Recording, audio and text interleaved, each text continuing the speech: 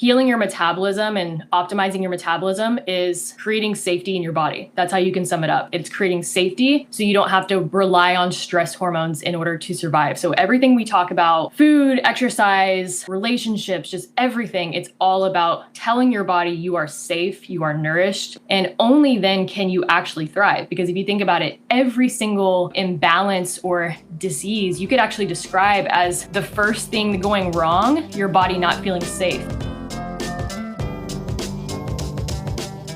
You're listening to the Naturally Noel Show, brought to you by Noel's Naturals, all natural products that really work.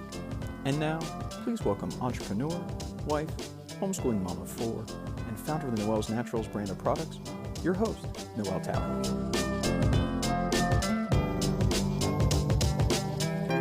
Hello friends, welcome to the show today, to what is the final episode of season 1. It has been such a pleasure and a joy to get to share this experience with you all, and we've had such amazing feedback, and I'm just really pleased that you're all loving the information because I'm really loving doing this with you guys. So definitely please share with your friends and then let us know what you'd like to see coming up on season 2. We're going to be taking a little break here as my family and I move out to the country and get started on our homestead. So hopefully in season 2, we will get some podcast episodes on really how it's going on the homestead and learn more about that whole experience. So I'm excited for you guys to see how that's going. Our guest today is Kori Meloy. Kori is the founder of Rewild Culture and co-host of the podcast Freely Rooted. She is passionate about reclaiming life outside of cultural norms, restoring health holistically, and rediscovering the God-given design for motherhood and wellness. After being diagnosed with endometriosis, reversing and healing that disease through the help of a holistic practitioner, she found herself needing to know the answer to how her body regressed into disease in the first place. She began learning about the metabolism, the sum of every cellular process in the body. She learned that her unhealthy metabolism was taking her down a path to imbalance and dysfunction, and that by nourishing and supporting your metabolism, you're actually supporting every process of the body. After coaching women one-on-one for 4 years, she finally reached a place where the demand for this message was greater than what she could provide one-on-one as a coach. So she created a self-paced course to help women learn what our bodies actually need, how to kick diet culture to the curb, reclaim the metabolism of our youth, and take charge of our health and vitality. I'm so excited for you to get to meet Kori today. Let's go. So welcome today, Kori. I'm so excited to have you with us today. I'm so excited to be here. I've loved watching everything that you've been doing over the past few years. I know that you and I both were living in Florida for a period of time when I met you. And then ever since I moved away, it's been really cool to watch your business flourish and see what all you've become like publicly, passionate about, and everything that you're doing in women's lives. Thank you so much. Yeah, it's so exciting to not just be, selling products that are non-toxic and that are healthy for people, but really just like helping people understand just like the whole picture of what it means to live a non-toxic life and just your entire lifestyle, because it's so much more than just, the products you use, but it really is a whole lifestyle. Mm-hmm. Yeah, absolutely. And I think once you start diving in, you really can't like go back. Once you uncover that rock of like, oh my gosh, like we live in such an overly burdened toxic world, then you can kind of peel back layers from there. And I feel like you've simplified it in a really digestible way for people to get started. Yeah, so I feel like you have simplified it with, so talk to me about what you do and what your course is and what you kind of are setting out to teach people through your digital content that you've created. Yeah, absolutely. So to back up and basically just give, a background of what all I've been passionate about over the years. I was always, when I graduated college, was dieting, was on a restrictive diet of some sort. And then when they come off of the diet because it's not sustainable, they gain all the weight back and then they're miserable. And it's just a matter of time before they go on a diet again. And so I discovered this guy, Dr. Lane Norton, back when I was in college. And he is really interested in the science of the metabolic rate and just like what all impacts that. And so again, I was just kind of viewing it in terms of like not over exercising, not under eating, keeping your metabolism healthy, keeping your metabolic rate high, and in turn, getting your body to a place where it is at able to sustain its healthiest weight. It's able to feel good, because the first things that you lose, when you go on a diet, are things like your libido, your stable moods, things like that. And so that was kind of my framework of metabolic health. And I wasn't that, even though I was raised in a pretty holistic home, I think everyone can kind of relate to, you go off to college or like move away from home. And if you don't actually believe passionately in that framework of holistic health, like maybe you'll just have to come back in your own ways. And that's definitely what happened with me. It wasn't like a priority in my life to learn about holistic health until I found that my own body was regressing into dis-ease or disease. And that was endometriosis. And it was after I was on birth control in my first year of marriage, because I just thought that's what you do when you get married, you get on birth control. And that was just kind of what all my friends were doing. And so I didn't know there was another way. And interestingly enough, I remember my parents actually encouraging me to get on birth control, because the big fear back then is like, oh, well, you don't want to get pregnant, as if that's the only thing that could ever stop you from, getting pregnant. And I didn't know about the world of natural family planning and all of that. But my whole lifestyle back then, when I was on birth control in my first year of marriage, was so stressed. I was really driving my body to the bone. I was working a very masculine job. So I was a strength and conditioning coach for professional athletes, and I was the only girl in the entire field, and I was working with all men. And I just really feel like I had to suppress any feminine part of me for a lot of reasons. Number one, there's that situation. I don't know if anyone listening has ever worked in a male dominant job, but it's like, if you even remotely express any kind of like girliness or femininity, you feel like you are putting yourself into an inappropriate position, because you're working with men. So you kind of feel like you have to be a boy and like be one of the boys. And I feel like that impacted my health actually so much, because number one, I was just pretending my cycle didn't exist. I was not getting a lot of sleep at night. I was waking up early and going to work, getting there, 5 a.m., coming back at 9 p.m. at night. My life was work, really, really, really hard manual labor. The combination of that with birth control, with my lifestyle of just like, coping with alcohol on the weekends and eating a lot of seed oils and processed food and going out to eat a lot and just go, my body crashed and burned. And for me, that was endometriosis, and it was horrific. And I dealt with that for a year before I actually came to terms with like, I need to figure out what's going on, instead of just ignoring my body for so long and just suppressing every single symptom that is in the book, just with medication and painkillers. Just like, I wanted to pretend anything related to the female body did not exist. And a year later, I got an endometriosis diagnosis, and that was like the biggest turning point in my life, I would say. And I got connected with a holistic practitioner. He opened me up to the world of like, whoa, this is what your body's communicating right now. These are just symptoms. Diagnoses don't have to be scary. They don't have to be lifetime, death sentences. You can heal. Your body was created to heal. He's a man of faith. And so that was really cool to hear that perspective as well, is like, hey, God actually created the body to be able to heal. We just need to get out of our own way, and also not create an identity piece around what we are suffering with. Because I think that is very prominent in the church as well, is like, it's the thorn in my side, and I just have this, and I just suffer, and this is what I've been called to do. And I just don't necessarily align with that anymore, especially after seeing so many women, thousands of women now, put their diseases into remission because they believed that they could heal, because they believed that God already gave them that opportunity. And so my holistic journey in reversing my endometriosis basically opened my eyes up to everything else. So how food impacts our body, how our lifestyle, the water we drink, what we're exposed to chemically with toxin, just the whole shebang, and how all of that impacts your metabolism. And so it was kind of the last puzzle piece in my whole journey of like studying the metabolism, was discovering this world of people who are actually studying like the very specific physiology of it and putting all that together. I was working with clients one-on-one for a few years, but then my capacity just became, well, I'd say my capacity stayed the same, but it was just that the need for it was exploding. And once women understood that this was something that they could heal and work to optimize and understand like how much their metabolism affects everything in their life, the need to hear the message was too large. And so I put it all into an online course. My online course came out December of 2020. I believe. And then quickly after that, I started a podcast with my friend Fallon, who created a metabolic meal plan at the same time.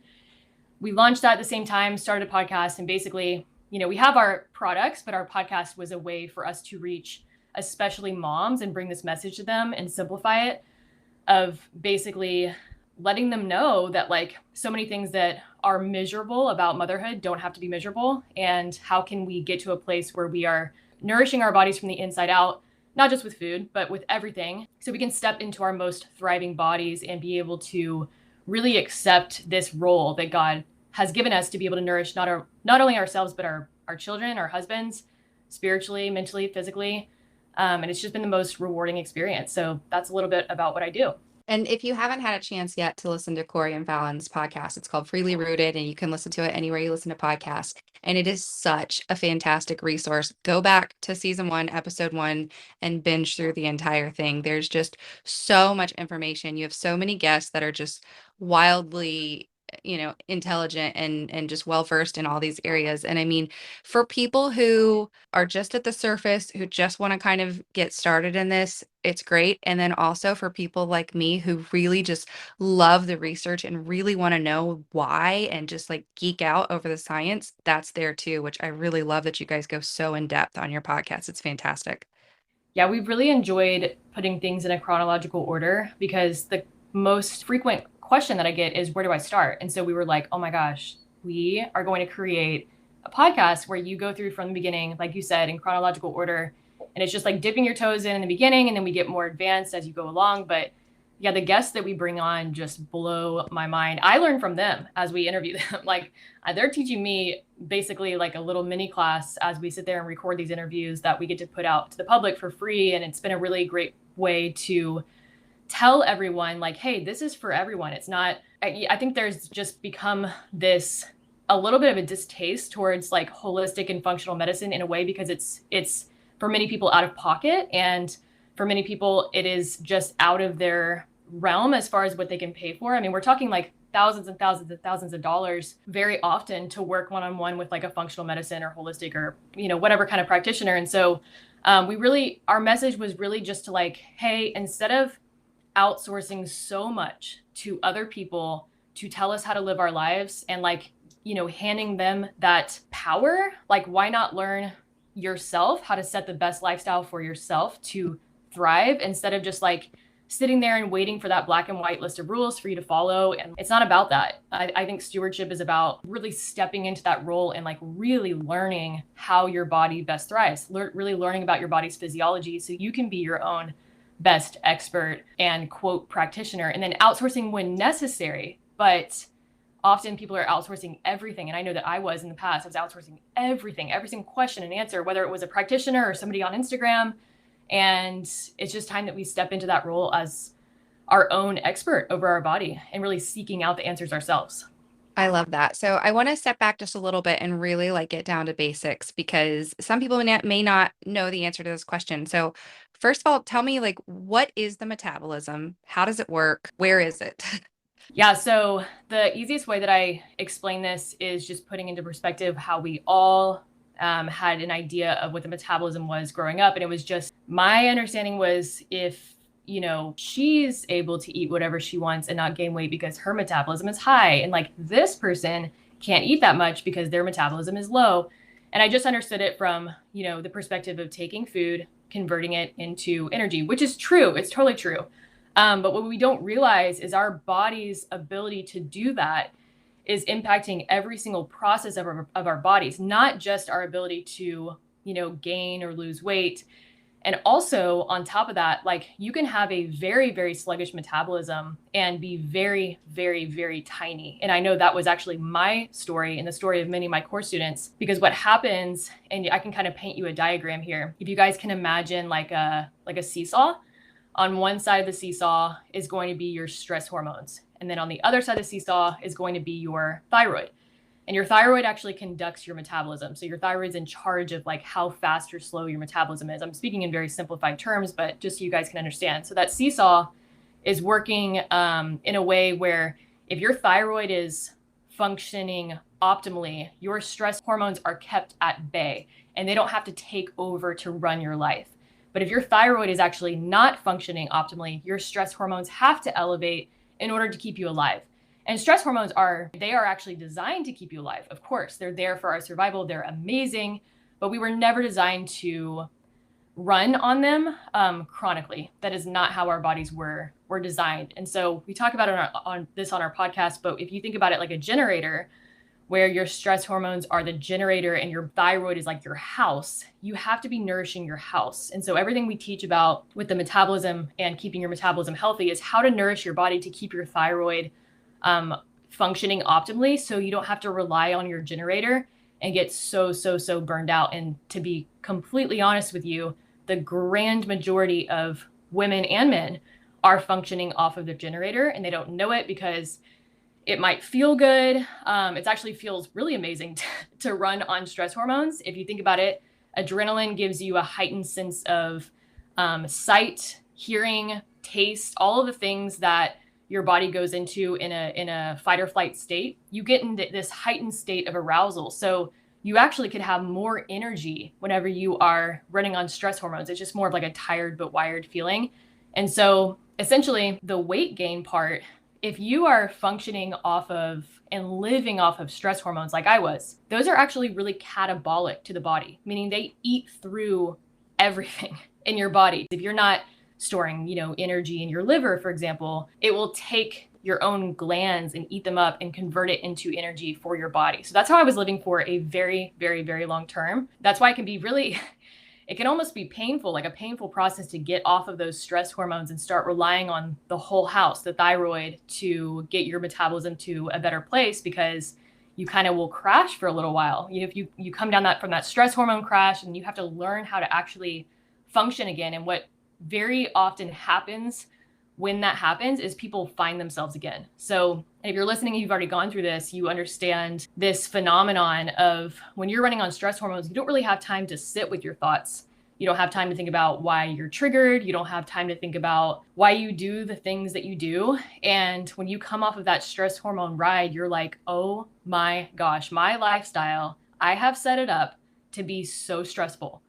How am I even surviving? And so there is this really interesting and healing piece once you start to heal your metabolism and come off of stress hormones, where you discover yourself as a human for the first time maybe in your life, and start to have grace for yourself and start to restructure your lifestyle to make it more attainable, to not put yourself in that state of high stress again. And so it's a really beautiful whole body experience. And that's why it's, I think, just been so fruitful and rewarding for me to witness for these women in my, course community, is seeing them healing trauma for the first times in their life, because they didn't even know it existed until they were able to get to a safer place within their body. So to sum all of that up, healing your metabolism and optimizing your metabolism is creating safety in your body. That's how you can sum it up. It's creating safety so you don't have to rely on stress hormones in order to survive. So everything we talk about, food, exercise, relationships, just everything, it's all about telling your body you are safe, you are nourished, and only then can you actually thrive. Because if you think about it, every single imbalance or disease you could actually describe as the first thing going wrong, your body not feeling safe. This is why,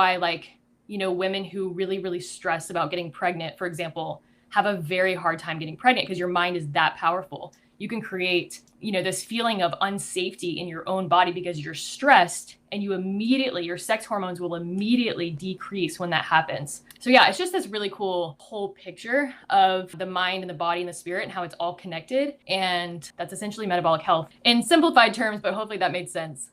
Yeah, I mean, there's so much there that I want to speak to. Like, first of all, and this I've learned from you and just from others in this community that I follow, is that, I always thought that stress was just like a mental state, just this feeling that you have that you just have to get through. I had no idea that this was actually a physiological thing, that there were actually hormones that are causing, anxiety and depression, and all these mental health issues are actually linked to our body, our terrain, what we're putting in, like what toxins are in our environment. Like, I mean, I've been in this natural journey for 10, 12 years, and that was new to me in the last year. And it's funny what you were just saying about like emotionally finding that no longer have the same brain patterns that you used to have. I never knew that that was a thing, and I've experienced it. And it's so funny hearing you say that. I'm like smiling because I'm like, oh my gosh, I've totally experienced that in the last 6 months to a year that I've been going through this process.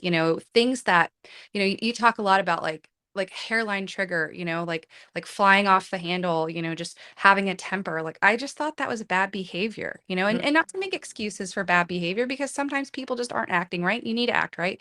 But it sure doesn't make it easy when your hormones are all out of whack and when you're living on these stress hormones. So for the first time in my life, there were thought patterns that I finally was able to conquer and finally able to like just be at peace and, not thrive off of dramatic situations or conversations that maybe I used to flock to, and really just like it's like my entire brain is being reshaped. And that along with just like meditation on God's word and being in prayer and just asking him to like continue that work spiritually, it's all connected. It's so beautiful. Well, because he designed it. And so you see how, like, that this is why, cliches that we hear in maybe like the Christian community are just ultimately not helpful as far as a big picture when you hear when you hear somebody say, well, just pray harder, or, well, just like, memorize this Bible verse and just say it over and over again. And while like, absolutely, that is powerful, powerful, powerful, powerful,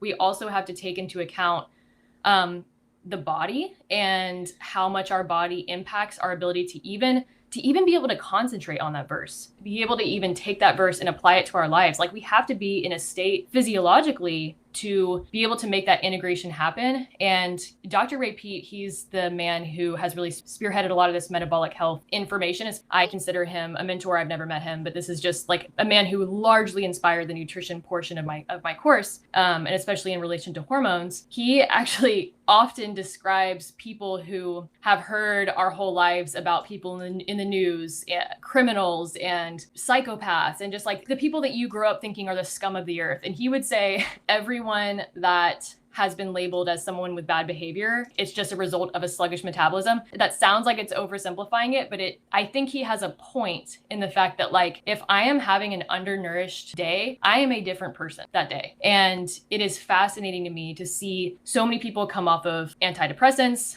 anti-anxiety medicine, be able to step into finding themselves for the first time because they didn't realize that the reason they were dealing with so many mood, quote, disorders is because of the state of their bodies. I'm thinking about how this relates to my kids.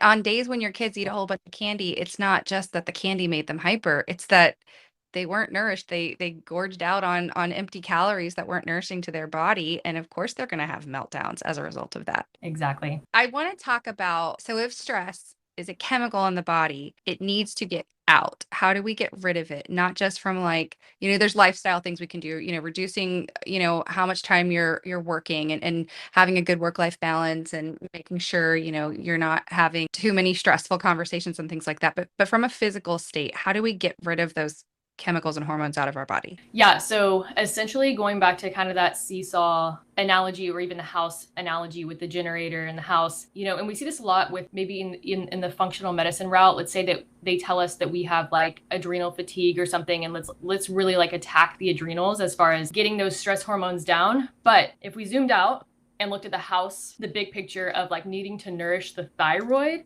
and the metabolism, the stress hormones are going to take care of themselves. And so going back to the picture of creating safety in your body, a lot of that comes down to two things. Number one, balancing your blood sugar. And then number two, eating bioavailable foods. So let's talk about balancing your blood sugar first and foremost. If we are, for example, like eating protein without carbs or carbs without protein, or let's use the more common example, intermittent fasting. So waking up, you just fasted all night long, and then going hours and hours and hours without eating, maybe even throwing some black coffee on top of that or some sort of tea.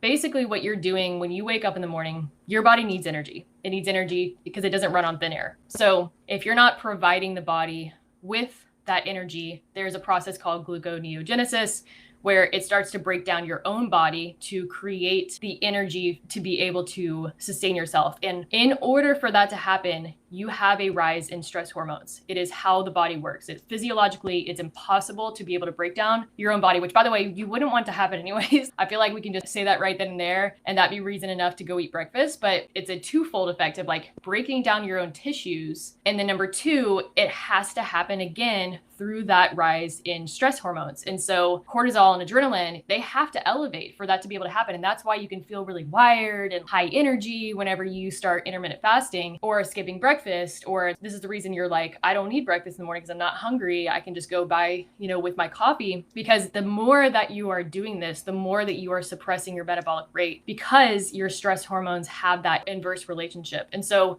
when you think about it that way, to reverse that, we need to nourish the body and tell the body it's safe. You have the fuel that you need to be able to sustain yourself, and let's go from here. So eating within 30 minutes of waking up is one of the most important things that we can do for our metabolism and for our thyroid, based on the time in hours that our body can go before it starts using up all of the glucose that is stored in our liver to be able to sustain our energy. So you can study this stuff. This is basic physiology. And so it is interesting to see at the same time, we'll see a study come out that is explaining the benefits of intermittent fasting when really no woman of reproductive age has ever been studied ever for intermittent fasting to show any kind of benefit at all. But we look to the science and we're like, well, here's this study that says that it's beneficial, so I'm just going to do it. Instead of tuning into our body's physiology and what it needs and just chasing like the next thing and the next thing and the next thing. Science is going to continue to evolve over time. And my big thing is like, how can we simplify and get back to the basics of our cellular biology so we can just turn off the noise of like all this extra stuff that comes out over time? Like, yes, absolutely. Continue your research, but I think studying your basic physiology is the best way to be able to really ground yourself. Really, no pun intended, but really root yourself in what your body actually needs in order to thrive so you can go through life and not be confused about nutrition. And so going back to the intermittent fasting example, yeah, eating breakfast and not just like protein or a bowl of oatmeal, but protein and carbs and fats all together because they're working in this beautiful synergistic relationship to be able to nourish your body, keep stress hormones at bay for your thyroid and your metabolism to actually be able to function, because there are specific ways to eat time-wise or like the combining of macronutrients to be able to nourish your thyroid and thyroid hormone conversion. And it's interesting to see this pattern of how many people have thyroid disorders today. And okay, here's your medication, but like no one's actually having the conversations of, okay, well, are you actually eating in a way that helps you convert thyroid hormone? And like, are you actually able to do it with your lifestyle? And so if you are on medication, here's the cool thing. You can stay on thyroid medication and still work to heal your metabolism. And even if you don't have a thyroid, you're obviously on medication for life, you can still work to heal your metabolism. And it is essentially, it's actually going to use that medication more efficiently, the higher and the more optimal that your metabolic rate is. And so I don't want you guys to hear this and think that you've chosen a wrong route. You are where you're at in this amazing place, no matter like where you're starting from, and you can always work to optimize your metabolism in a way that is healing your body. You're always going to be working towards healing. But yeah, keeping stress hormones at bay means optimizing thyroid and metabolic function. And that means getting down to the basics of like what my body needs to thrive throughout the day. And that always starts with waking up and eating breakfast within 30 minutes. So yeah, protein and carbs, a little bit of fats together. And then being able to eat, it depends on what your liver function is at this time, but anywhere from every 2 to 4 hours in the beginning. And then ideally you would stretch it out to every 3 to 4 hours after that throughout the day to be able to, again, keep those stress hormones at bay. So I want to talk briefly about vitamins and minerals. That was one of my favorite episodes of last season was when you guys talked. Who was it that you talked with about that? That was Amanda. Her Instagram handle is Hormone Healing RD. Yes, she's fantastic. I've learned so much from her. I mean, everyone knows like, okay, vitamins and minerals are great. You see all these products like, oh, this is so full of minerals and vitamins, and you think generally that they're helpful for your body. But I literally had no idea that each vitamin, each mineral has a very specific job, and it's very specifically linked to different processes in the body. That just like blew my mind. So explain to me how we go about understanding what vitamins and minerals we need in our diet, how to get a balanced, array of these in our diet, and when or if we should supplement at all. Yeah, so there's a guy named Matt Blackburn who introduced me to Morley Robbins, and Morley Robbins is known as the magnesium man or the minerals man. He's kind of just like really spearheaded a lot of this concept of mineral balance, meaning not going and like pounding this one mineral, because we have to realize that everything is kind of on like everything has like an antagonist relationship with each other. And it's what a lot of people do not understand when they're blindly supplementing with like an isolated mineral. Iron is a huge topic. If you're listening and you've been supplementing with iron or have been told that you are anemic, please, please, please go through my iron and copper highlight on Instagram. I have 2 book recommendations for you and then a whole bunch of additional resources, but we do talk about this on our podcast a lot. But if you're anemic, the chances of you actually being low in iron is almost impossible. Iron is the most abundant mineral that we have on this earth. And if you are showing up as low in iron on a blood test, it means that iron is not actually getting there and it's instead saturating into your tissues.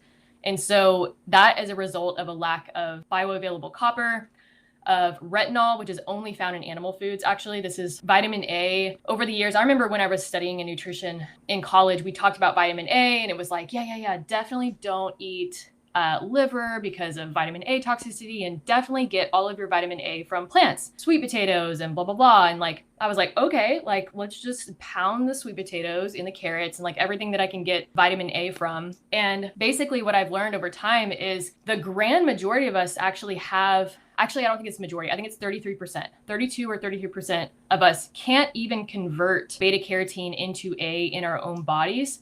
And then on top of that, if you have a sluggish thyroid, you actually have a very, very, very hard time making any kind of conversion. I think the conversion rate is like maybe 3%. You'll have to fact check me on that, anyone that's listening, but because I can't remember the exact number right now, but it's low in the first place. But on top of that, like I said, sluggish metabolism, sluggish thyroid, it's going to be even lower. And so a lot of people are walking into pregnancy, postpartum, or just living their lives critically deficient in vitamin A. And vitamin A is essential to being able to have a healthy metabolism, actually. And so it's very cyclical where like, if you have a sluggish metabolism, you can't make that conversion through beta carotene. So you just stay like that, which suppresses your metabolism even more. And so this is why the idea of looking at nature and looking at how things all work together in a whole food has been so life-changing for me. So like I talked about Matt Blackburn and Morley Robbins.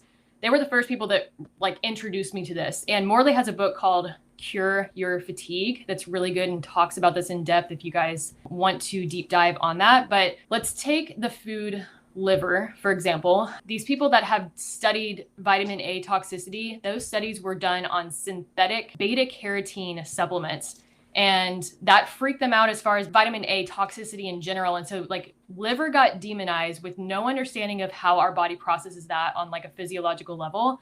But if you look at a food like liver, grass-fed beef liver, the most nutritious food that exists on our planet, it not only has basically a multivitamin all in there. So I make sure I eat liver every single day because it is nature's multivitamin, but it has the perfect compounds of everything to work together. So it not only has the vitamin A, which is so nourishing for our bodies, for our skin, it's the precursor for so many processes in our body, but it also has the bioavailable copper and then the iron on top of that. So you're able to use the iron and do with the iron what your body was designed to do because it has the A and the copper.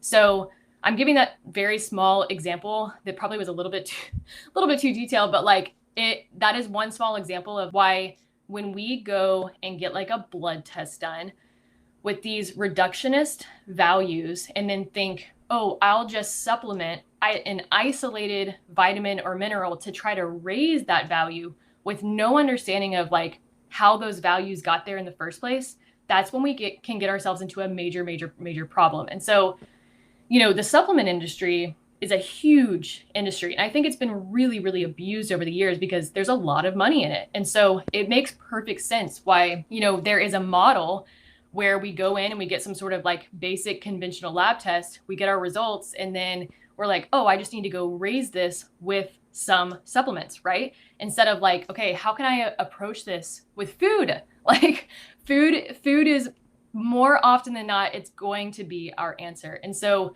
being able to see and honor and like really, really respect the whole food for what it is with how many compounds it has and that work together is going to be the first step in making sure that you are getting all your vitamins and your minerals. And so on top of that, really prioritizing, like I was talking about earlier with the bioavailable nutrients, prioritizing those foods that are packed with minerals and nutrients that are all working together because nature knows what it's doing. God designed it that way. So liver and oysters, raw milk, eggs, these like 4 right here are going to be, like I said, like the most bioavailable and the most nutrient dense foods that we can get our hands on. And then on top of that, it's important to recognize that where we are at with our soil depletion these days. And so magnesium is like non-existent in our soil and it's non-existent in our water, but it used to exist in our water. And so magnesium is one of those minerals where we actually do need to supplement because our water and our soil is so deficient. So magnesium bicarbonate is my favorite way to get magnesium in, but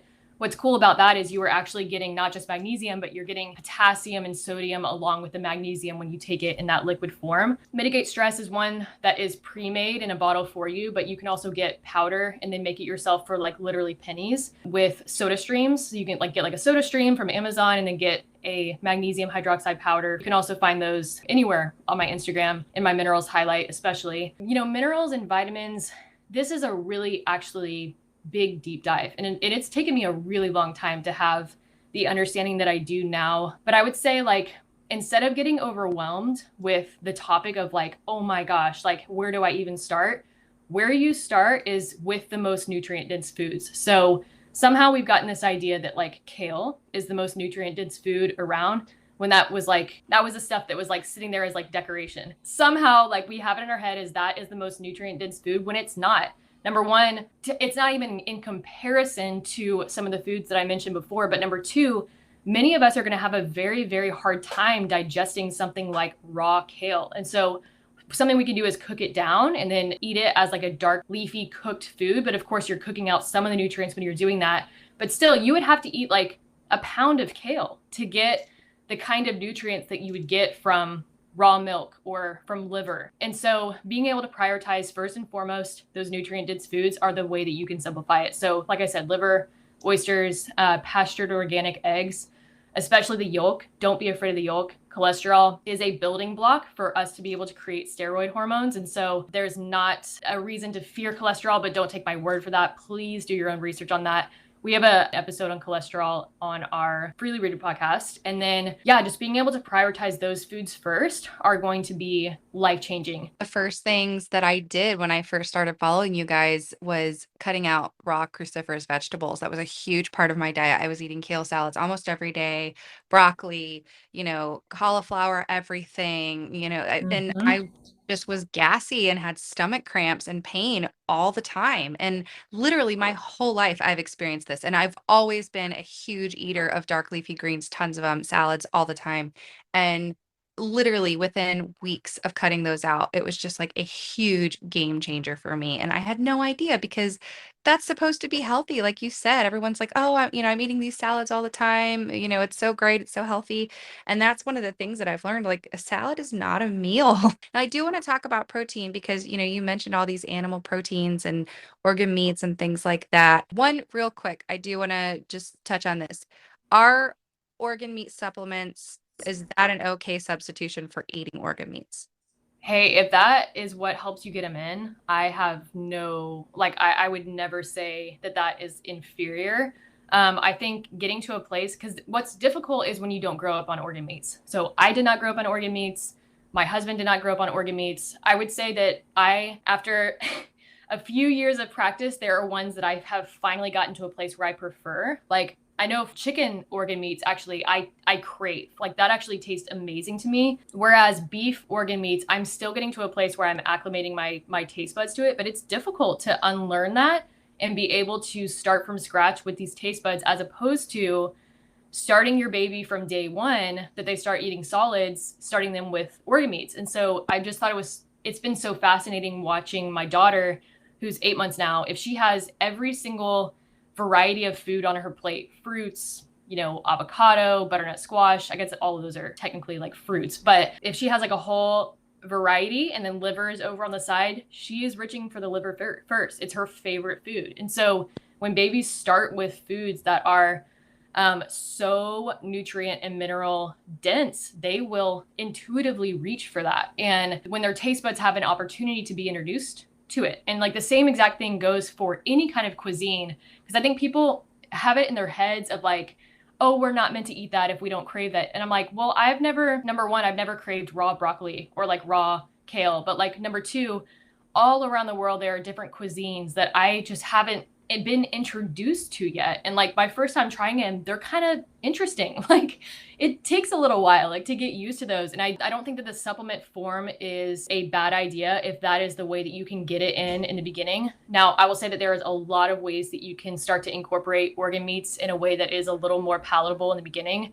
For example, mixing it with chocolate. So if you take liver and mix it with cacao powder and make a smoothie out of it, it's actually like pretty dang good if you do it that way. There's also a brand called Mother's Blend. It's from a girl in Australia, but she has created a blend of like beet powder and liver. And then the way that she has like curated it, it actually tastes amazing when mixed with like orange juice or like a fruit smoothie. I love to make organ meat meatballs and burgers with like a lot of great seasoning on it. And oh my gosh, spaghetti. I think that's like one of the best ways to get organ meats in. You can't taste it at all. There's something about the tomato flavor that brings out the organ meats in an interesting and like I said, like palatable way. I think that people might turn up their nose to this, but I started after supplementing with liver for a few months, I started craving it raw. And so what I did, and this is what they do in Weston A. Price as well, they actually recommend grading raw liver to your babies whenever they first start out. So that's what I did with my daughter's story. But the Weston A. Price Foundation, they just suggest freeze your liver for 2 weeks, for 14 days to kill off any pathogens, and then cut it up into small pieces and then take them as liver shots. I have a tutorial of this in my liver highlight, but that's one option. Obviously, don't take that as any kind of nutrition or medical advice. I feel like people freak out whenever you suggest anything raw, but honestly, just do whatever makes you feel comfortable. But eating it raw is obviously extremely bioavailable. I mean, I literally was craving it, especially going into the 3 months before I got pregnant the second time. And I don't think that's an accident. I think my body was literally prepping for pregnancy. Copper that's in liver is actually known as like the fertility mineral. I think liver is one of those foods that is, I mean, I would consider it essential for preparing for pregnancy with my body now. Yeah, and I mean, I'll be honest, like the texture is unpalatable to me, and I also did not grow up on that. So for me, I take liver supplements. It's like 6 capsules a day. It's a lot to begin. And I worked my way up. After a couple weeks, I added to 2, and then I worked it up. I think the brand I use is Ancestral Nutrients or something like that. I can also link that in the show notes, but it's grass fed. It's a really good option, and I know there are a lot of really great brands out there that are, well sourced. So I mean, it can be overwhelming, like hearing about like, oh gosh, raw liver smoothies. Like that's probably a big jump for somebody just kind of getting into this. But there are other ways to kind of ease yourself into it that aren't as intense.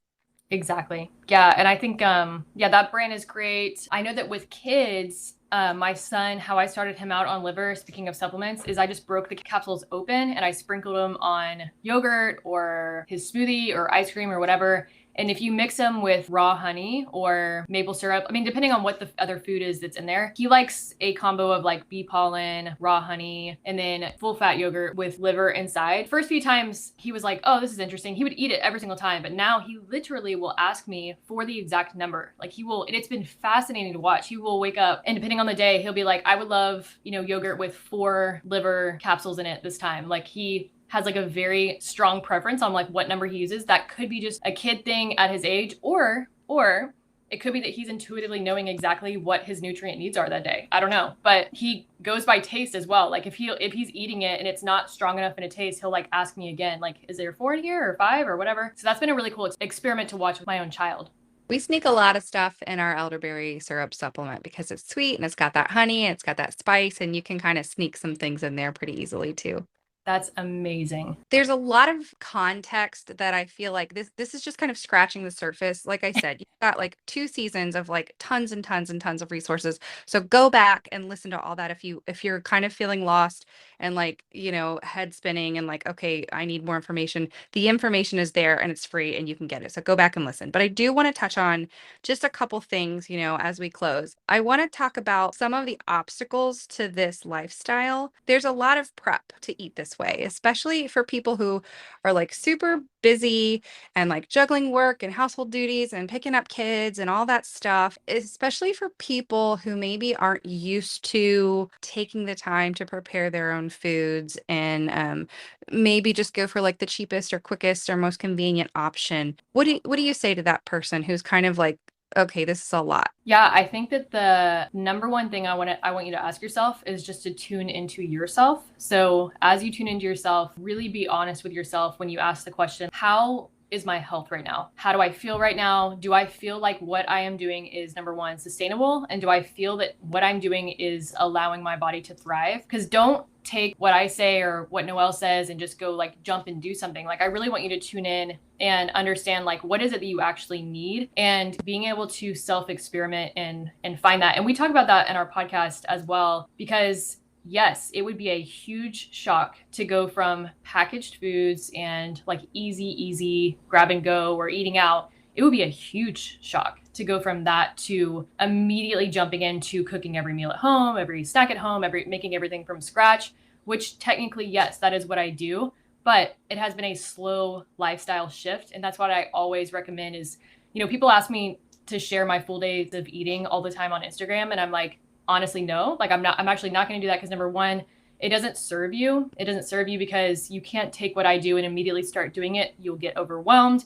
It won't be right for your body. I'm eating what I'm eating because my metabolic rate is at a certain place. Your body probably is not at that place yet. That's the caveat. Yet. You will get there. But I'm years into my process at this point. And so it doesn't protect like the heart of my audience. Like it's very important to me to like really nurture the heart and the soul of people that are in my audience. And I think, sharing a full day of eating, if they're in a place where they don't feel like they have the time to do any of that, it's easy for us to go all or nothing, black and white. And it's not that way. So simple steps is where you're going to start. And you'll find that the more nourished that your body is, the more that you'll be able to build capacity for things. And so, people that have done that will totally resonate with those words. But essentially, like, this is why so many moms are drawn to my podcast or my course, because when you're building capacity, you're like, what the heck? Like, I can actually wake up before my kids now and prep breakfast and make this big thing. And like when you're building capacity because you are nourishing your body, you are actually feeding it and like allowing it to be able to do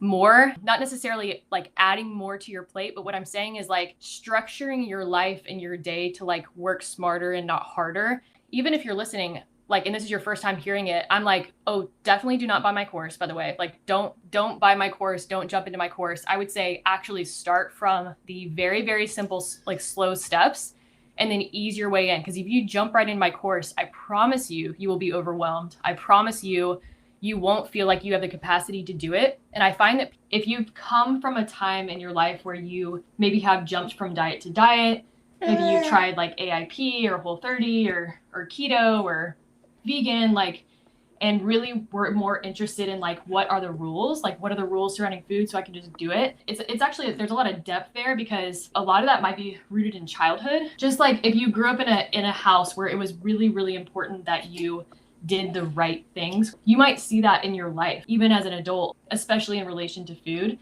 And so I want you to break away from that. And I want you to view your body in a more holistic way and just being able to like really take what works for you and what resonates with you and what you're craving and what sounds good to you and be able to like really, really reconnect to the body. And so, yeah, just doing simple starts. Like if you follow me on Instagram, you'll see me talk about the raw carrot salad. That's like such an easy and simple thing to add to your day. You can prep it at the beginning of your week and then have your raw carrot salad for the week. And that takes, 10 minutes to prep. So yeah, just doing simple starts, I think is the best approach to being able to ease your way into this lifestyle and being able to like reconnect to your body.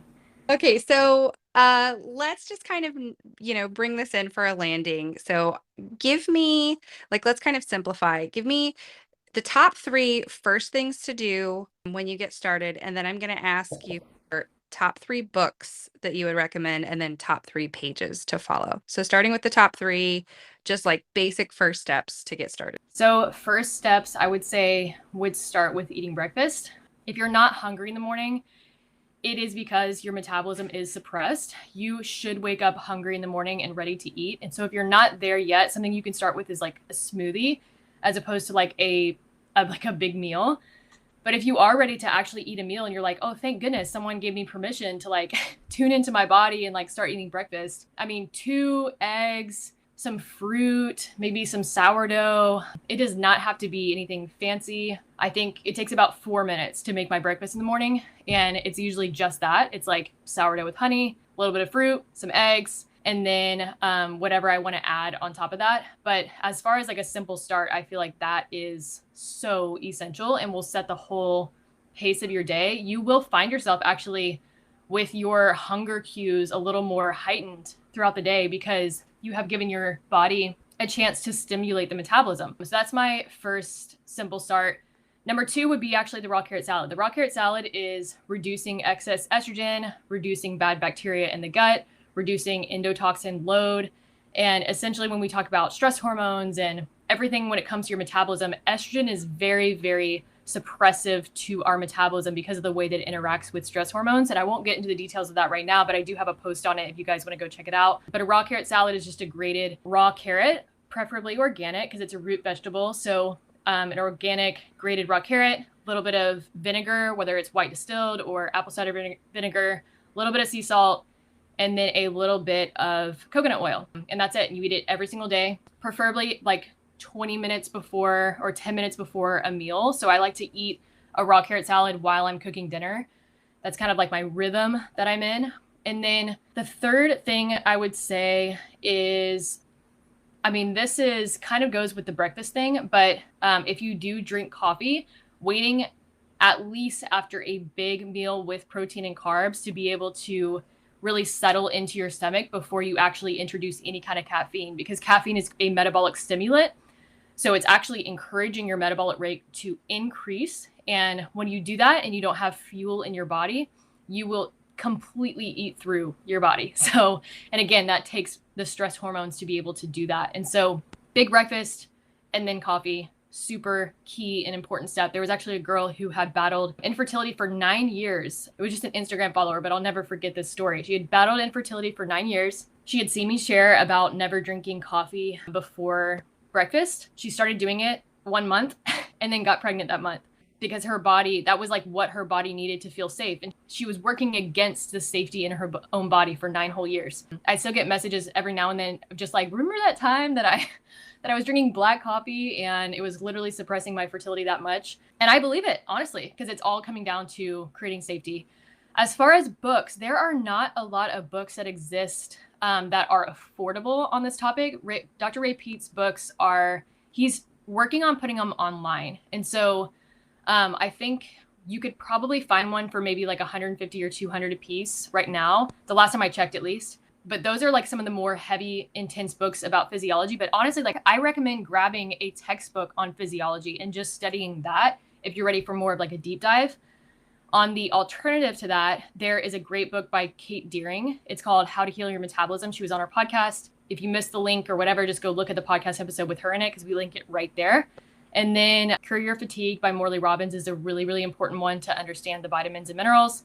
So that would be books. I get asked for book recommendations all the time, but there just truly are not a lot available right now. And then the accounts to follow, I would say, let's see, the top 3. That is hard. There are a lot of amazing accounts, honestly. I would say follow every single account that we link in our podcast. We really try to bring on our idea of like who would be best for our audience. And so Real Food Gangstas, Hormone Healing RD, Noelle Covery, and then myself and Fallon, we are all consistently putting out information about metabolic health and minerals and optimizing all of that Gosh, there was so much more I wanted to get to, and I just feel like we need like so many more episodes. But thankfully, you guys have recorded a lot of stuff on, just any question you can have, and you guys are continuing to put out really great content. And honestly, like just taking it one step at a time, following, a lot of these accounts, and just, trusting your body, trusting the process. And,